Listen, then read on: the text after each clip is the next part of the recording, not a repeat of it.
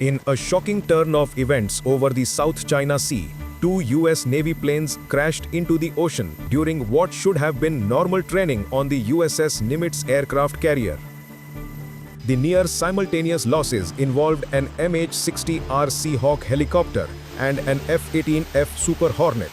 Both aircraft operate with highly integrated avionics that depend on accurate satellite navigation, data link connectivity to the carrier, and redundant onboard sensors during launch, recovery, and maritime patrol.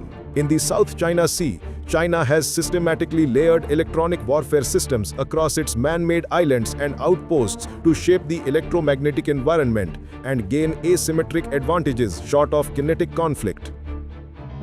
China's deployed network combines long-range surveillance radars, shore-based jamming arrays, vehicle-mounted and portable emitters, and frequency-agile signal management nodes.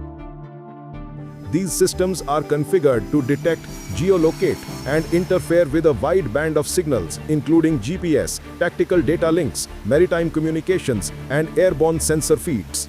The overlapping coverage from multiple outposts creates localized pockets of dense electromagnetic activity where transient interference or deliberate denial can manifest intermittently and unpredictably. For carrier-based aircraft executing precision approaches, low-altitude patrols, or formation maneuvers, even brief disruptions to positioning or data link can produce cascading avionics anomalies that complicate pilot decision-making during critical flight phases. Operational patterns observed in the region show that China integrates jamming and deceptive emissions into broader command and control frameworks that prioritize area denial and early warning collection. Radar and electronic intelligence installations on these Spratly outposts are networked to higher echelon coastal defense nodes, allowing rapid adjustments in emission profiles to counter perceived threats.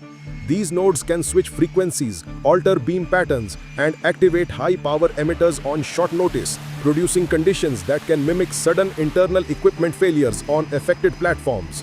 Recorded incidents of localized GPS loss, temporary data link blackouts, and degraded satellite communications reported by naval units near these outposts align with the technical signatures expected from such coordinated electronic warfare activity. For rotary and fixed-wing platforms, the most acute vulnerabilities arise when multiple sensor inputs are blended for navigation and weapon employment. If GPS or other navigation signals are jammed or corrupted, the aircraft's internal systems can get wrong position updates, show false terrain or flight visuals, and make automatic carrier landing aids give bad or no guidance. Losing the data link to the carrier cuts off real-time telemetry and recovery instructions, forcing pilots to rely on hand flying in crowded, low-margin conditions.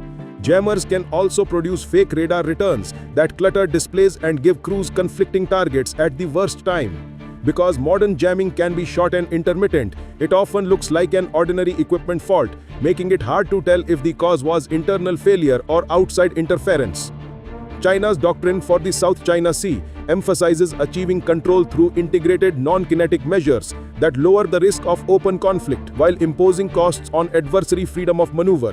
Building resilient layered electronic denial zones around island outposts fits that doctrine by limiting reliable use of space-based navigation and secure data links by foreign forces.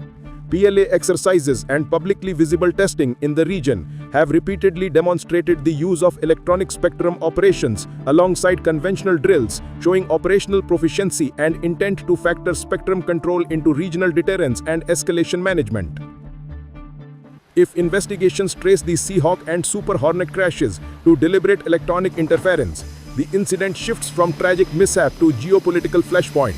Attribution would trigger immediate recalibration of US and allied force posture in the South China Sea, with expanded rules of engagement for spectrum-hostile environments. Carrier strike groups would likely deploy hardened EW countermeasures, initiate spectrum denial drills, and reclassify Chinese outposts as active threat emitters rather than passive surveillance nodes. Cross-referencing pilot testimony about instrument behavior with contemporaneous signals intelligence can distinguish between internal malfunctions and externally induced corruption of navigation and communication systems.